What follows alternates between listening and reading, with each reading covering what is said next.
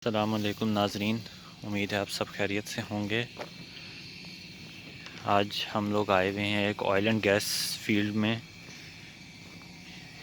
तो आज मैं आप लोगों को जो है बताने जा रहा हूँ, पीसीबी मोटर होती है जिसके ज़रिए जो है ऑयल निकलता होता है। ये एक पीसीबी मोटर लगी हुई है, आप इसकी रोटेशन चेक कर सकते हैं।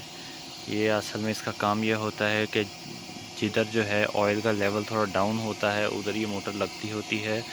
उसके बाद जो है ये इसके इलेक्ट्रिकल सिस्टम लगा हुआ है, इधर से जो है ये पाइप के थ्रू जो है ऑयल जो है वो फिर आगे मूव करता होता है। ये जो है इधर से ऑयल जो है ये नीचे जो है वो ड्रिलिंग करते होते हैं सबसे पहले, उसके बाद जो है इधर से ऑयल निकलता होता है। उम्मीद है आप लोगों को हमारी वीडियो पसंद आएगी। हमारे सपनों की दुनिया चैनल ज़रूर सब्सक्राइब कीजिएगा और लाइक कीजिए हमारा चैनल। आज की हमारी वीडियो आपको कैसी लगी ये ज़रूर कमेंट में मेंशन कीजिएगा।